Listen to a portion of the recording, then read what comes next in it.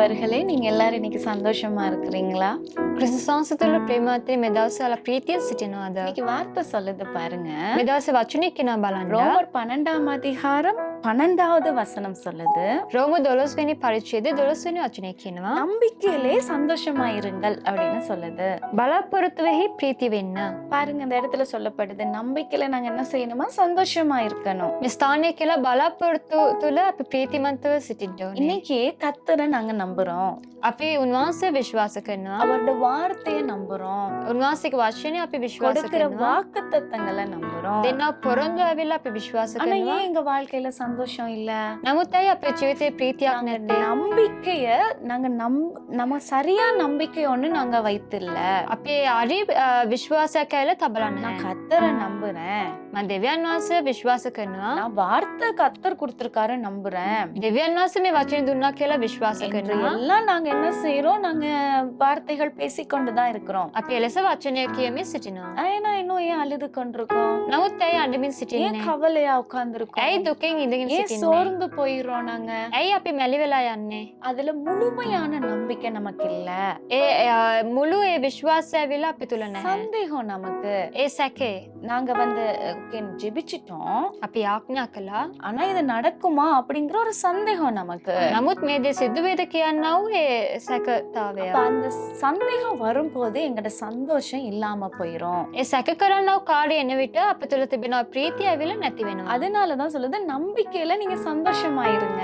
එතම කියන්නේ බලාපොරොත්තු තුල ප්‍රීති වෙන්න. நீங்க விசுவாசிச்சிட்டீங்கன்னா, ඔයාලා ඒ දේ විශ්වාස කරා නම් கர்த்தரை நம்பிட்டீங்க அப்படின்னா, දෙවියන් වහන්සේ විශ්වාස කරා நீங்க නම් எதை குறிச்சும் கவலைப்படக்கூடாது. කිසිවක් ගැන කැළඹෙන්න අවශ්‍ය அவர் නැහැ. இத பார்த்து கொள்வாரு උන්වහන්සේ මේ දේ බලාගයි. என்ற ஒரு காரியம் நமக்கு இருக்க ඒ வேண்டும். කියනවා කාර්ය අප තුළ තිබිය යුතුයි. இன்னைக்கு ஒரு ஊழியர்கிட்ட ஒரு அம்மா வந்தாங்களாம்.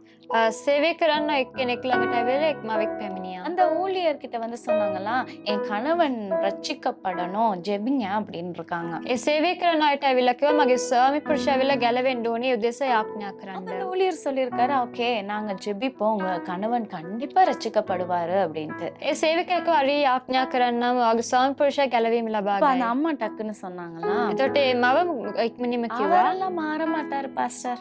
එයා එම වෙනස් වෙන්නේ නෑ දාසයා. அவரெல்லாம் யாரு சொன்னாலும் மாறவே மாட்டாரு, ரட்சிக்கப்பட மாட்டாருன்னு சொல்லியிருக்கிறாங்க. කවුරු කිව්වත් එයා වෙනස් වෙන්නේ නෑ ගැලවීම ලබන්නේ නෑ කියලා කිව්වා. அப்ப எப்படி அந்த இடத்துல அற்புதங்கள் நடக்கும்? එතකොට කොහොමද ස්ථානයේ ආස්කමක් ඇති நம்ம වෙන්නේ? ஒரு காரியத்தை குறித்து நம்பிக்கையோடு ஜெபிக்கிறோம்னா, අපි ඒ කාර්යයක් උදෙසා ඇදහිල්ල තබලා යාඥා කරන அதை විට குறித்து நாங்கள் நினைத்து கவலைப்படக்கூடாது. ඒ දේ ගැන අපි සිතලා ඇවිල්ලා කැළඹෙන්න හොඳ නැහැ. அண்ணால் பாருங்க, ඔයාලා අන්නාල්ව බලන්න. அவ மனதுல இருக்க எல்லா துக்கத்தையும் கர்த்தர்கிட்ட ஒப்பு கொடுத்து கர்த்தரை நம்பி அப்படியே ஊற்றி விட்டாள்.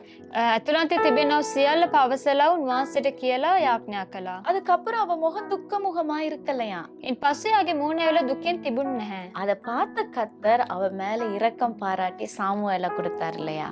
ඒක බලලා උන්වහන්සේ ඇවිල්ලා යාට සාමුවෙල ලබා දුන්නා. அதே போல இன்னைக்கு நாங்க நம்பிட்டோம் அப்படின்னா நாங்க அது சந்தோஷமா, அது கர்த்தர் பார்த்துக்குவார் அப்படின்னு சந்தோஷமா நாங்கள் விட்டுற வேண்டும். උන්වහන්සේ බලාගයි කියලා අපි ඒක ප්‍රීතියෙන් අපි සිටිය යුතුයි. அதான் வசனம் சொல்லுது, ඒතේ වචනේ කියන්නේ தேசமே பயப்படாதே, දේශේ බය නොවෙන්න மகிழ்ந்து களி கூறு, ප්‍රීතිමත් වෙන්න. அப்போது கர்த்தர் பெரிய காரியம் செய்வார் என்று. එවිට උන්වහන්සේ විශාල කාර්යයන් කරයි. இப்ப நாங்க மகிழ்ந்து சந்தோஷமா இருக்கும் போது அந்த நம்பிக்கைக்குரிய காரியம் எங்க வாழ்க்கையில நடக்கும்.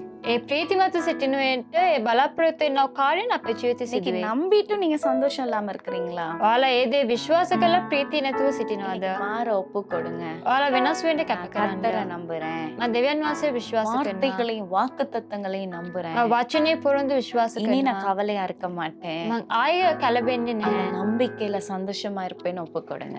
ඒ විශ්වාසතර ප්‍රීතියෙන් සිටිනවා කියලා කැප කරන්න. நீங்க அப்படி மாறுங்க சந்தோஷமா. கர்த்தர் பாருங்க பெரிய காரியம் உங்க வாழ்க்கையில செய்ய போறார். ඔයාලා ඒ ලෙස වෙනස් වෙන්න දෙවියන් වහන්සේ විශාල දේ ඔයාලා ජීවිතේ කරයි. ஒப்பு கொடுப்பீங்களா? කැප எங்கள் කරනවා. அன்புள்ளவரே, ප්‍රේමවන්ත පියාණනි, இந்த நாள்ல அப்பா யாரெல்லாம் துக்கத்தோட உங்களை நம்பியும் துக்கத்தோட இருக்கிறாங்களோ, කවුරු ඔබ වහන්සේ විශ්වාස කළත් දුකෙන් සිටිනවද? கர்த்தாவே அவங்களோட நிலைமை இன்னைக்கு மாறணும். එයාලගේ වාතාවරණය වෙනස් වෙන්න ඕනේ. அவிசுவாசங்களும் சந்தேகங்களும் விலகணும் இயேசுவின் நாமத்தினால.